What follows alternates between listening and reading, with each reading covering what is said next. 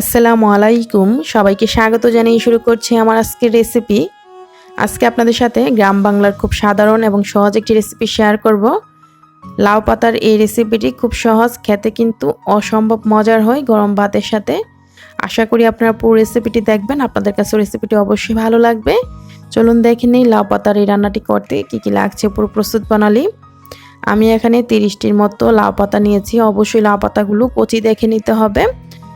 তো লাউ পাতাগুলোকে ভালো করে ধুয়ে এখানে পানিটা ঝরিয়ে নিয়েছি। তারপর লাউ পাতার যে আঁশগুলো ফেলে দিয়ে হাত দিয়ে আমি এভাবে ছিঁড়ে নিচ্ছি। আপনারা চাইলে দা কিংবা ছুরি দিয়েও কিন্তু এভাবে লাউ পাতাগুলোকে টুকরো করে নিতে পারেন। তো এভাবে আমি সবগুলো লাউ পাতার আঁশ ফেলে দিয়ে হাত দিয়ে এভাবে ছিঁড়ে নিচ্ছি। একইভাবে সবগুলো লাউ পাতাকে আমি এভাবে টুকরো করে নিব।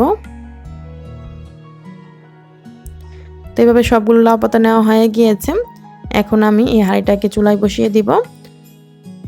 আর লাউ পাতাগুলো যেহেতু প্রথমে আমি একদমই পানিটা ভালো করে ঝরিয়ে নিয়েছিলাম, তাই এখানে কিছুটা পানি অ্যাড করে দিচ্ছি। চায়ের কাপে মেপে আমি 1 কাপ পানি দিয়ে দিয়েছি। চুলার আঁচটা এই পর্যায়ে আমি মিডিয়াম আঁচে রেখেছি। পানিটা অবশ্যই অ্যাড করতে হবে, যেহেতু পাতায় কোনো পানি নেই। আর যদি পাতায় দেখেন পানি আছে, পানিটা ভালো করে ঝরানো হয় নাই, তাহলে আর পানি অ্যাড করতে হবে না। তো 2 থেকে 3 মিনিট পর পাতাটা কিন্তু খুব সুন্দরভাবে মিশে গিয়েছে।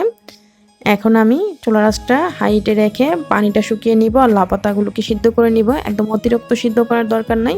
এই যে দেখুন, কিছুক্ষণ প্রায় আরও 3 মিনিটের মতো সময় লেগেছে। পানিটা কিন্তু একদমই শুকিয়ে গিয়েছে। তো এখন এই পাতাটাকে আমি ঠান্ডা করে শিলপাটায় বেটে নিব। আপনারা চাইলে ব্লেন্ডারও ব্লেন্ড করে নিতে পারেন। আমি শিলপাটায় বেটে নিয়েছি ঠিক এরকম মিহি করে। এখন আমি এই লাউ পাতার বাটাটা রেখে দিচ্ছি এক সাইডে। আর এখানে নিয়েছি রসুন কুচি আর পেঁয়াজ কুচি। আমি এখানে বড় সাইজের রসুন একটি কুচি করে নিয়েছি আর পেঁয়াজ নিয়েছি বড় সাইজের পেঁয়াজের অর্ধেকটি। তারপর চুলায় একটা প্যান বসিয়ে দিয়েছি। প্যানটা গরম হয়ে যাওয়ার পর দিয়ে দিয়েছি এখানে 3 টেবিল চামচ সরিষার তেল। আর সরিষার তেলটা দেওয়ার পর এখানে আমি যখন তেলটা গরম হয়ে গিয়েছে, পেঁয়াজ রসুনগুলো দিয়ে ভেজে নিচ্ছি হালকা ব্রাউন কালার হয়ে যাওয়া পর্যন্ত।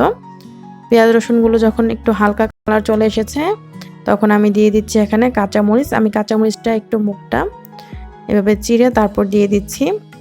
আমি এখানে শুকনা মরিচ দিইনি, আপনারা চাইলে প্রথমে শুকনা মরিচটাও ভেজে দিতে পারেন। তো কাঁচামরিচটা কিছুক্ষণ ভেজে নেওয়ার পর আর পেঁয়াজ রসুনটা খুব সুন্দর একটা কালার চলে এসেছে, হালকা ব্রাউন কালার, তখন আমি দিয়ে দিচ্ছি লাউ পাতা বাটা। তো লাউ পাতা বাটাটাকে দিয়ে তারপর সব কিছু একসাথে নেড়ে চেড়ে কিছুক্ষণ রান্না করে নিব। যেহেতু লাউ পাতাটাকে আগে থেকে সিদ্ধ করে নেওয়া হয়েছে, অতিরিক্ত রান্না করার দরকার নাই। 4 থেকে 5 মিনিট এভাবে নেড়ে চেড়ে রান্না করলেই কিন্তু লাউ পাতা শাকটা হয়ে যাবে। তো চুলার আঁচটা আমি ফুল আঁচেই রেখেছি আর এখানে লবণ অ্যাড করে দিচ্ছি। আমি আগে কিন্তু কোনো লবণ দিইনি, এখন লবণটা দিলাম। তো লবণটা দিয়ে ভালো করে নেড়ে চেড়ে মিশিয়ে আরও 4 মিনিটের মতো রান্না করে নিচ্ছি। আর অতিরিক্ত রান্না করলে কিন্তু লাউ পাতা বাটার কালারটা কিন্তু সবুজ থাকবে না, সুন্দর থাকবে না, তাই 4 থেকে 5 মিনিট রান্না করে নিলে হবে।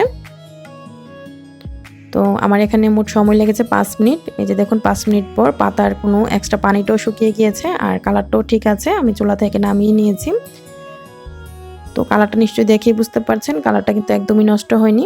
তো আমি একটা লাউ পাতায় এই লাউ পাতা বাটাটা নিয়ে নিয়েছি। তো এই লাউ পাতা বাটা শাকও বলতে পারেন কিংবা লাউ পাতা বাটাও আপনারা বলতে পারেন। খুব সহজভাবে রেসিপিটি চেষ্টা করেছি আপনাদের সাথে শেয়ার করার। গ্রাম বাংলাতে কিন্তু এই রেসিপিটি তৈরি করে আর এটা খেতেও অসম্ভব মজার হয় গরম ভাতের সাথে। আশা করি আপনারা একবার হলো বাসায় তৈরি করে দেখবেন, যারা এই রেসিপিটি আগে খাননি। আর যারা খেয়েছেন তারা তো জানেনই কতটা মজার হয়। রেসিপিটি যদি ভালো লাগে আপনারা আপনাদের পরিবার ও বন্ধুদের সাথে শেয়ার করতে পারেন। রেসিপিটি ভালো লাগলে একটা লাইক দিয়ে দিবেন। রেসিপিটি দেখার জন্য আপনাদের সবাইকে অসংখ্য ধন্যবাদ। সবাই ভালো থাকবেন, আমার জন্য দোয়া করবেন। আল্লাহ হাফিজ।